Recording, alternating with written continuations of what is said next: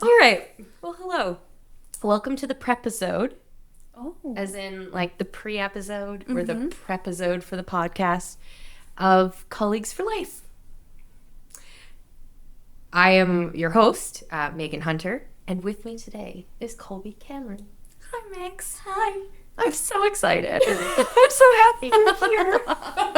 It makes so much sense that you would do the prep-isode with me. Oh, thank you. You really are the brains and the beauty behind this podcast. Well, I wouldn't go that far, but thank you. Thank you.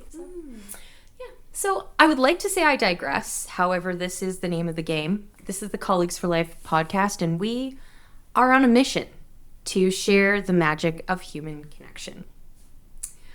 Our first series is called Origin Stories, and it's really about how we met, Yeah. where we're at today, or where our guest is at today, and what we're looking forward to for the future. And the reason Kolbi is the prep-isode is because she is the one helping bring this to life, and in many ways bringing it to life because she fills in the gaps that I certainly do not have. And I think that is a definition of a colleague for life. It's when you help your friends do strange things. When they ask, hey, I want to do a podcast. Yeah, I'll do it. Yeah, wow. Yeah. And I think Kolbi helped shape what a colleague for life was and brought it from a concept into a term that got used in the world in a real way. Yeah. Yeah. So, Kolbi, why don't you introduce yourself? Who are you? What are you about? Oh. If you want. Sure, yeah. Well, I am Megan's colleague for life. He has really taught me what colleagues for life means in more of a less of a concept and more of like a tangible thing that you do. You are a colleague for life. And she's given me a lot of insight into even just like the values that go into being a colleague for life. So that's why I'm here today, because I think colleagues for life is this term that we all have. We all have a colleague that we met or that we've connected with that end up staying, with us for life, whether it's in a professional sense or more. So I'm here because I really believe in colleagues for life, and I really believe in Megan. And I think we're going to start something really great here. I agree. Yeah, thanks. It just jumping on board in that way is really special to me as well. The other application of colleagues for life that became an evolution of it after I started to realize that we have friends that we meet at work and then they become friends in your life. It's also that concept that life is a bit of work and friends are the original colleagues for life. Yeah. The people you met when you were younger, or the ones who've seen you through different phases, or even the ones that you meet in different portions of your life, maybe outside of work as well. They're also a form of colleague for life. But I don't think I would have recognized that without having the experience of colleagues for life. Yeah. Yeah. And I think there's that piece of like who are those people that you can call on professionally about your professional life, but that are your friends, that still have like your best interest at heart, and that like really kind of get the like, this may work for most, insert your profession there, entrepreneurs, doctors, pharmacists, teachers, right? This might work for most, but I know you personally, and like this is how this fits. So anyway, the whole concept really just sticks with me, I guess. Really. Well, Kolbi and I also have an origin story, which I thought would be is worth sharing, absolutely. Because we didn't just meet randomly. We met through one of my colleagues for life. We did. I forget that. And I worked for you. And she hired me. Best hire I've ever made. And I tell people that Kolbi is the best boss I've ever had, and that we need to hire more 30-year-old women. Oh, sorry to oust her age. I recall the story as a colleague for life from a place that I used to work that we lovingly call the firm. We hadn't worked together for a little while, and I think I was off on maternity leave, and she reaches out and says, hey, Meg, like, take a look at this posting. I think it's going to be perfect for you. And I know the person who's hiring. She's great. You'll love working for her. And I was like, okay, I trust this person. She and I went through some corporate drama together. And I was like, all right, she's got my back.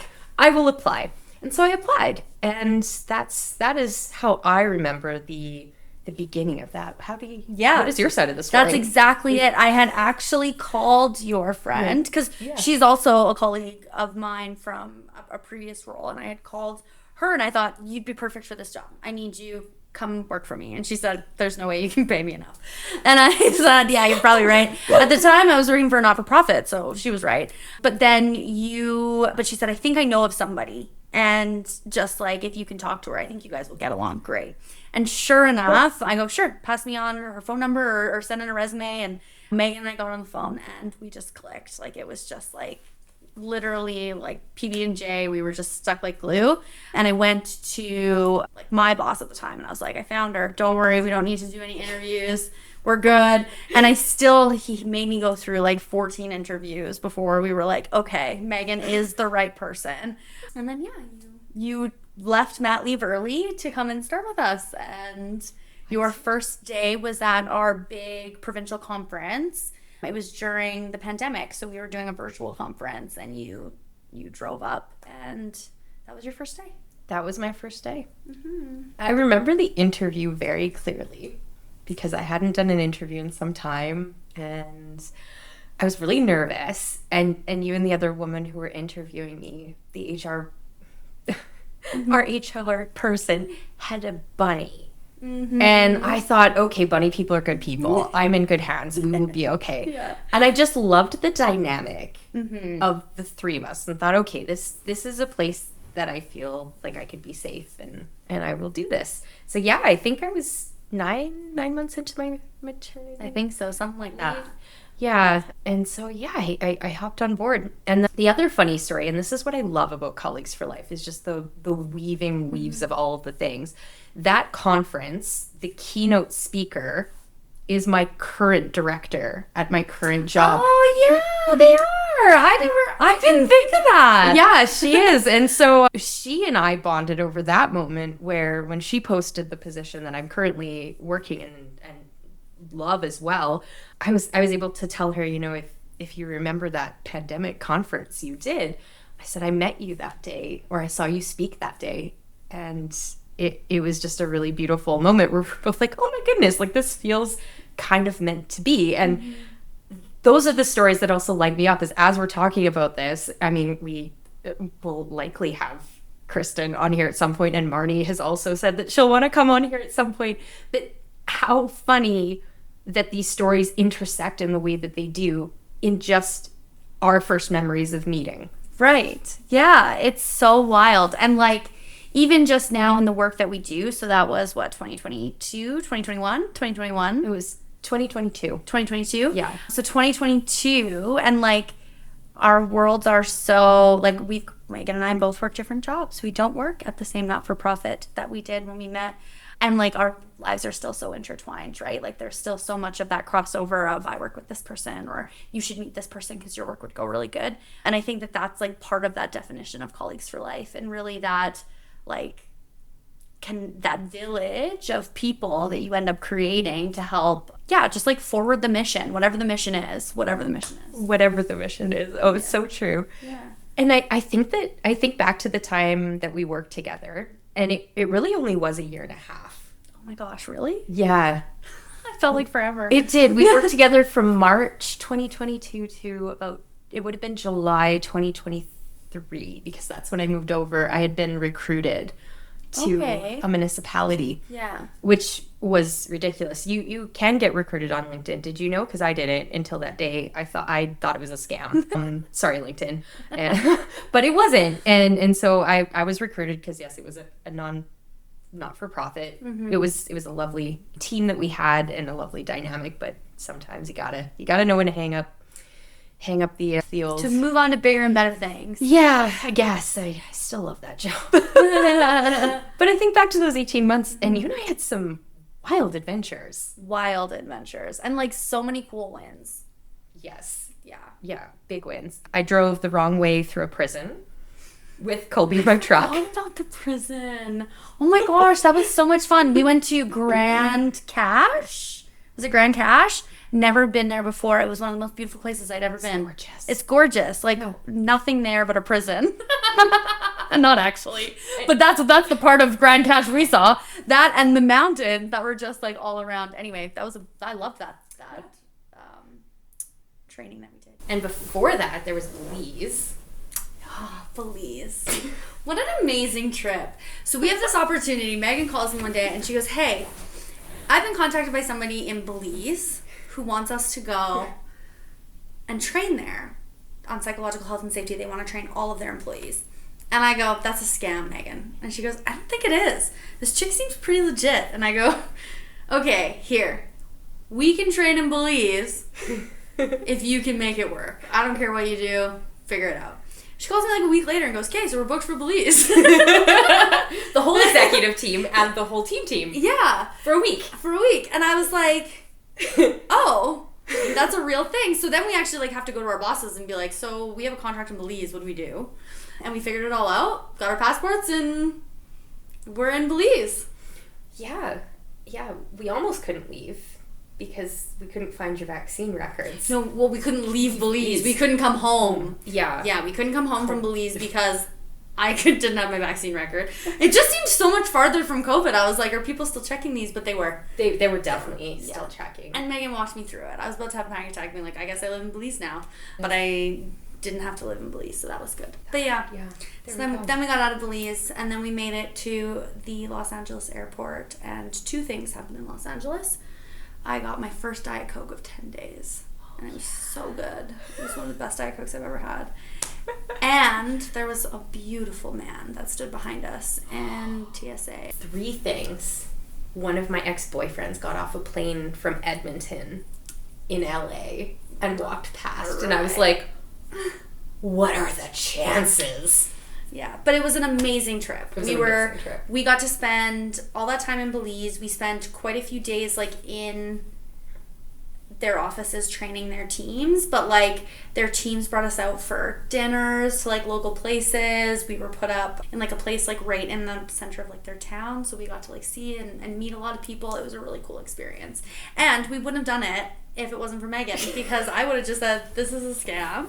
There's no way somebody's paying Megan and I to go train in Belize. And Megan's like, hell yeah, they are. And they are. They did. Yeah, and we did a really good job. We did. Yeah. It was a cool experience because how we got there again was somebody that you had trained in psychological health and safety. They had moved to Canada and worked for the same company as they did in Belize.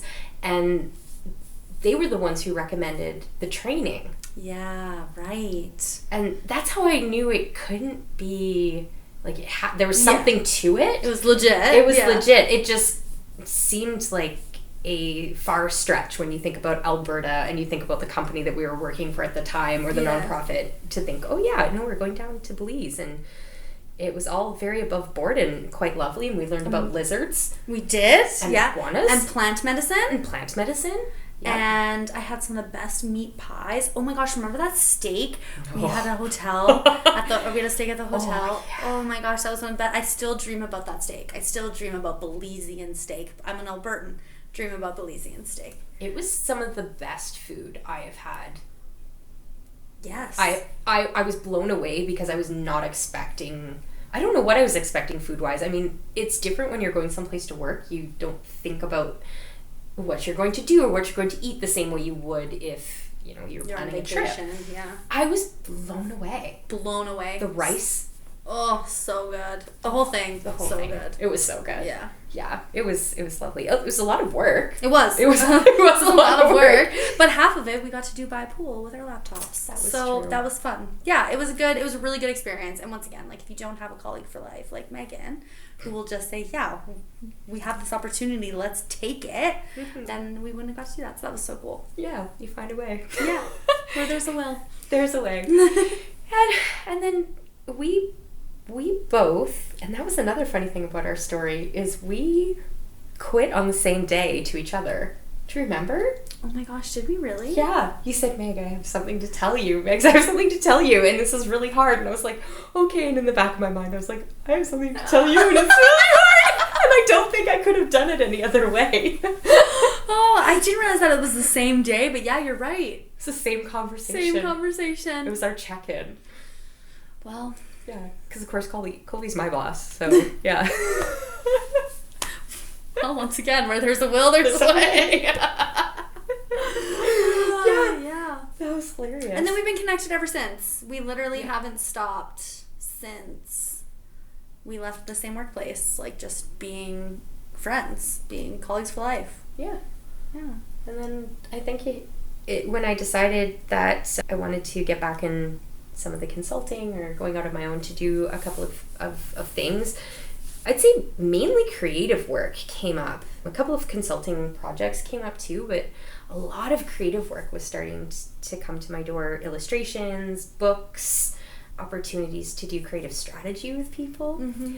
And as I was figuring out what my business was going to be, I remembered that I just didn't want to work alone anymore.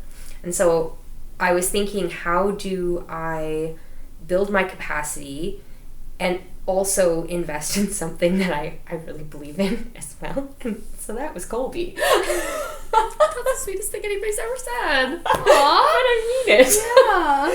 I couldn't have thought of a better person to help me out with things that are not my strong suit, or even that I just didn't have the same capacity for as I used to. And I think it's a big deal when you have your own gig or your own company, even if you are working or whatnot. It's still yours, and it's something that's really personal, and I couldn't just trust it with anyone. But you were such an easy choice that you almost made the position appear. I think we were having lunch one day, and I was like, no, I think I need you to help me. Will you help me? Well, and I came to you and I said, Megan, I quit my job. And you said, what? And I said, Megan, I quit my job. I don't know what I'm going to do. I have a contract here with, like here and there, but I don't know what I'm going to do. And you said, we're going to do this. I'll just help. I'll just pay you. And I said, no, you don't have to pay me. I'll just help you. And you said, no, flow of money. And I remember you saying that, and I think about that every month when I send you your invoice. And I go, I shouldn't be charging Megan. Megan's my friend. I would do this for you just out of the love of my heart. But it was you who was like, no, flow of money. And like that helps keep the money flowing. And if it wasn't for Megan, if it wasn't for you giving me that, like, no, you're just going to do this and it's just going to work for you, I wouldn't have probably done it. And now I'm doing it and it works. And I do really think that comes down to you saying back in July, like, no, it's just the flow of money, and like we will just support each other. So I thank you for that. Well, you're very welcome. I forgot. I felt like you had your stuff before me. No, you were the one who was like, oh yeah, no, we're fine. Like, you got this, girl. Just do it. And I was like, okay, I guess I'll try it. And here I am. And you're really good at what you do. Thank you. I really appreciate that. Yeah. I think everyone needs a Kolbi. Aww, that's what I tell people. I'm like, you need a Kolbi. You do need a Kolbi, and if you'd like to... No, I'm just kidding. That's what this podcast is about, Kolbi. What are you working on that you want the people to know? Yeah, well, I mean, I think my work is really... I always make the joke that I'm a consultant to consultants. So I work with a lot of consultants, small business owners, solo entrepreneurs who are in this growth phase that don't really know where to go next. So I do a lot of like this kind of brand management piece, right? People go like, I just need clients to find me, or I have this creative project that I just like don't know how to get off the ground. So that's a lot of the work that I do for my clients. And it's the work that I love. Like I love being able to go like, oh yeah, like I can talk about your whatever you're doing and make it look pretty, and we can just like get it out there and figure out different business development opportunities that can help you grow your business based on who you are. So that's what I do for you. That's what I do for most of my clients, and it's a lot of fun. And you're really good at it. Thank you. I appreciate that. You are. I have like 19 brands apparently, and Kolbi knows them all, and she makes them all look better than I ever could. It's because your brands are fun. Colleagues for Life was one of my favorite brands to work on. When you were like, here's the palette, here's the vibe, I was like, oh, I can do this. I can do this. So that was so much fun. And this you did well. Oh, thank you. So Kolbi, what do you feel makes you a good colleague in life? Okay, what makes me a good colleague in life is probably just, I am probably the chillest person you're ever going to meet. Yeah, that's true. Very true.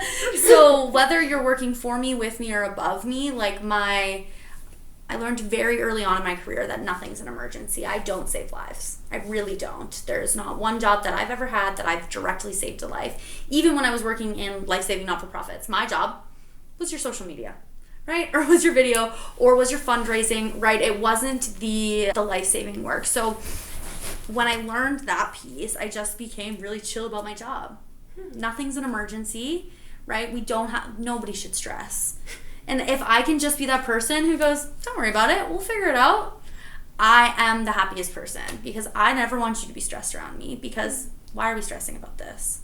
So I think that that's what makes me a good colleague, is that I really can just like take a stressful situation and go, we're good, let's take a breath, we got this. And I think that helps people kind of see past the problem maybe, or the stress about it all. Yeah. I think, in my experience of that, it allowed for some of the highest performance I have ever been able to do in an environment where we really had to do a lot. Mm-hmm. We didn't have as much support as you would in, say, a larger organization. It was like running your own business. It was, yeah. But we happened to have a brand that was more recognizable, so there was a little bit less business development needed to happen. Mm-hmm. But the actual ins and outs, nuts and bolts of the day-to-day, it was like running a business. And that was the hardest I have ever worked. But the most successful and the most fulfilling opportunities. Those are some of the highlights of my career, was the work that I did under your care as a leader. It was amazing. Thanks. Yeah. Well, and I do think that there's just so much to be said if you're not stressed about how your boss is gonna react to something. You're just gonna do the work, right? And I'm all about do what lights your brain on fire. There's stuff we have to do, but again, none of it's an emergency, you know? Yeah. So I think that's just, it's all, and the vibe doesn't catch with everybody, right? There are bosses who don't like my vibe because I'm too chill, and they go, no, this is an emergency, and I go, is it? Well, you and I have very different definitions of what that might look like, but that's really where I thrive, is just how can I make people just feel like they can do their best without running themselves into the ground about it. I would say that is very true. Mm-hmm. So we all need, like I said, we all need a Kolbi, because I am high strung. So yeah. I think that's the other thing too, about the chill part, is that I can take somebody else who's stressing out, right, and slow it down for them. What's the decision we're actually making here today, or what's the actual problem we're dealing with? Right. So I think that that ability to just slow it down and really just go, what if none of this mattered tomorrow? Then what would matter today? Kind of thing, right? Yeah, absolutely. Yeah. Those are some wise words. You should write a book. Oh, thanks. Oh gosh. Okay, the other mandatory question of the podcast that we will hear a lot in the next little bit. What do you look for in a colleague? What makes a good colleague for you in life? A good colleague to me is somebody who is their whole self. I'm not saying that you have to tell me all about your life or anything like that, but it is that I love colleagues that I can joke with. I love colleagues that I can joke with and they think I'm funny, not offensive, right? Or not we shouldn't be laughing at work, now I'm offended. So I as much as professionalism is important, my goal in people is to just know who you are as a person. I am not a professional person. My professional life is a very small part of who I am as a whole human being. And I think when people bring their whole selves to work, that's who I connect with. I'm connecting with Megan the person, not my colleague or not my employee or not my boss, right? Like so I think a good colleague is somebody who is able to kind of put that professional mask down and really like show up authentically in the work that they do. And you can still be good at it, and I'd argue it still is professional. Exactly. It's that changing the mindset of like what that looks like. Yeah, because you're a very contextual person as well. You can really be anywhere you know how to be, and you are still yourself. Yes. Yeah. I don't know if a lot of people have that ability to let, like you said, the mask down. I also think it's a guard. There's a lot of safety in dressing, acting, speaking, being a certain way in certain environments. Yeah. And so you're right, when you find people who can figure out how to be themselves, be contextual, and still do what they do and do it well, it's an alignment that is very rare and special to see in people. So that's cool that's what you look for. Yeah, it's probably why we got along so well. Because you are that person, right? Like you are very much, you bring your whole self in the best ways, right? Like I know who Megan is basically from the first 45 minutes that I know you. And I'm not saying deep, right? Like I'm not saying, but I'm just saying like, you know, it's that understanding, right? Like that vibe catch of just being like, this is an authentic human being. Yeah. Oh, thanks for that. It's hard to not be yourself around good people. I think that's the other thing too. Yeah. So there's definitely a synergy that shows up. Yeah, I think so too. Colleagues for life. We've got to use corporate talk. Are we gonna unlock the next level? Is it pizza? Oh, yes. Well, Kolbi, I so appreciate you being the prep-isode. Thank you so much for having me. I'm so excited. I can't wait for this to air. Me too. In like 3 days. Don't worry, we got this. We got this. And I feel like this has set the tone in terms of what people can expect of the conversations and again the shaping of what it means and that lived experience of being a colleague for life even before we really had the full words for it necessarily. Yeah. So yeah, I appreciate you. I appreciate you, Megs. I'm so excited for this. Thanks for being a part of it. Anytime. Listen to the podcast. Yeah. Listen to it. Tune in, listen, wherever you get your podcasts.